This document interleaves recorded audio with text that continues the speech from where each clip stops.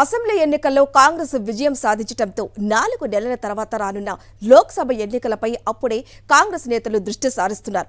ఇప్పటి నుంచి తమకు నచ్చిన లోక్సభ నియోజకవర్గంపై కర్చీఫ్ వేసేసుకోవాలని రెడీ అయిపోతున్నారు.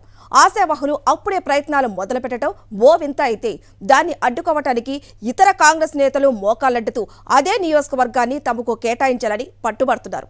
హైదరాబాద్ స్థాయిలో పలుకుబడి ఉన్నవారు ఇక్కడి అగ్ర నేతలను, ఢిల్లీలో సంబంధాలు ఉన్నవారి జాతీయ నేతలను కలుపుకుంటూ పైరువేలు మొదలుపెట్టేశారు. ఎందుకంటే సీటు దక్కించుకుంటే ఎంపీ అయిపోవటం ఖాయమని వారు నమ్ముతున్నారు. ఆదిలాబాద్ పార్లమెంటరీ నియోజకవర్గం గురించి పోటీ పెరుగుతోంది. 2024లో జరగనున్న సార్వత్రిక ఎన్నికల్లో ఆదిలాబాద్లో కాంగ్రెస్ జెండా రెపరెపలాడడం ఖాయమని కాంగ్రెస్ నేతలు నమ్ముతున్నారు. అందుకే జిల్లాకు చెందిన కాంగ్రెస్ నేతల చూపు లోక్సభ నియోజకవర్గంపై పడింది. తాజా ఎన్నికలకు ముందు బీఆర్ఎస్ నాయకత్వం తనకు టికెట్ ఇవ్వకపోవడంతో అలిగిన రేఖా నాయక్ అమాంతం కాంగ్రెస్ లో చేరారు. ఆమెతో పాటు భర్త శ్యామ్ నాయక్ కూడా కాంగ్రెస్ పార్టీలో చేరారు. ఎన్నికల్లో ఇద్దరు టికెట్ల కోసం దరఖాస్తు చేసుకున్నారు.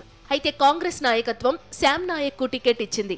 రేఖా నాయక్ కు టికెట్ రాకపోవడంతో ఎన్నికల బరిలో లేరు. గత ఎన్నికల్లో ఖానాపూర్ నుంచి గెలిచిన రేఖా నాయక్ 2023 ఎన్నికల్లోనూ అక్కడి నుండే పోటీ చేయాలనుకున్నారు. అయితే బీఆర్ఎస్ అధినేత కేసీఆర్ సిట్టింగుల్లో ఇంచుమించు అందరికీ టికెట్లిచ్చారు. కేవలం 7గురికే ఆయన టికెట్లు ఇవ్వలేదు.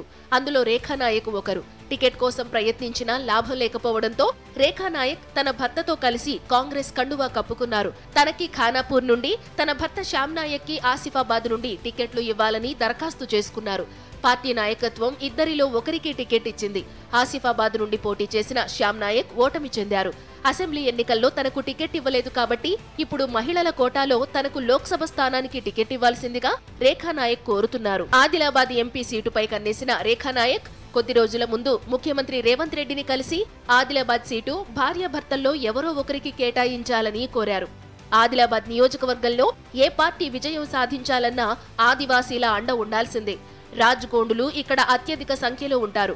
గత ఎన్నికల్లో ఇదే సామాజిక వర్గానికి చెందిన సోయం బాపురావు భారతీయ జనతా పార్టీ టికెట్ పై పోటీ చేసి విజయం సాధించారు. ఈ అసెంబ్లీ ఎన్నికల్లో పోటీ చేసి ఓటమి చెందారు. వచ్చే లోక్సభ ఎన్నికల్లో బాపురావు మళ్లీ బీజేపీ తరపున బరిలో దిగే అవకాశాలుంటాయి. ఇక కాంగ్రెస్ నాయకత్వం బలమైన అభ్యర్థి అన్వేషణలో ఉంది. రేఖా నాయక్, శ్యామ్ నాయక్లు లంబాడాలు. ఆదిలాబాద్లో ఆదివాసీ గిరిజనులకు, లంబాడాలకు మధ్య పచ్చగడ్డి వేస్తే భగ్గుమంటుంది. లంబాడా అభ్యర్థులు బరిలో ఉంటే ఆదివాసీలు వారికి ఓట్లు వేయరని అంటున్నారు. మొన్నటి అసెంబ్లీ ఎన్నికల్లో ఆదిలాబాద్ జిల్లాలోని బోధ్, ఖానాపూర్, ఆసిఫాబాద్ నియోజకవర్గాలు 3 కూడా ఎస్టీ రిజర్వ్డ్ నియోజకవర్గాలు. ఆసిఫాబాద్ నుండి శ్యామ్ నాయక్, బోధ్ నుండి గజేంద్ర, ఖానాపూర్ నుండి వెడ్మ బొజ్జులకు కాంగ్రెస్ టికెట్లు ఇచ్చింది. ఈ ముగ్గురిలో లంబాడాలు అయిన శ్యామ్ నాయక్, గజేంద్ర ఓటమి చెందగా రాజ్గోండు ఆదివాసీ గిరిజనుడు అయిన వెడ్మ బొజ్జు మాత్రమే విజయం సాధించారు. లంబాడ నేతలు ఇద్దరూ ఓటమి చెందారు. వారికి ఆదివాసీ గిరిజనుల మద్దతు లేకపోవడమే ఓటమికి కారణమంటున్నారు. ఈ నేపథ్యంలోనే రేఖా నాయక్, శ్యామ్ నాయక్లకు టికెట్లు ఇవ్వవద్దని స్థానిక ఆదివాసీ నేతలు కాంగ్రెస్ నాయకత్వానికి మొరపెట్టుకున్నట్లు సమాచారం. వాళ్లల్లో ఎవరికి టికెట్ ఇచ్చినా ఓటమి ఖాయమని వారు హెచ్చరిస్తున్నారు. అసెంబ్లీ ఎన్నికల ఫలితాలే రిపీట్ అవుతాయని వారంటున్నారు. వారి స్థానంలో ఆదివాసీ వర్గాలకు చెందిన ఎవరో ఒకరికి టికెట్ ఇస్తే ఖచ్చితంగా కాంగ్రెస్ పార్టీ విజయం సాధిస్తుందని ఆదివాసీలు టీ కాంగ్రెస్ నాయకత్వానికి చెప్పుకొచ్చినట్లు తెలుస్తోంది. అంతేకాకుండా రేఖా నాయక్, శ్యామ్ నాయక్ల పట్ల ప్రజల్లోనూ వ్యతిరేకత ఉందని వారంటున్నారు. ఆదివాసీ గిరిజనులతో పాటు గిరిజనేతరులు కూడా నాయకులకు ఓటు వేయరని ఆదివాసీ నేతలు వివరిస్తున్నారు.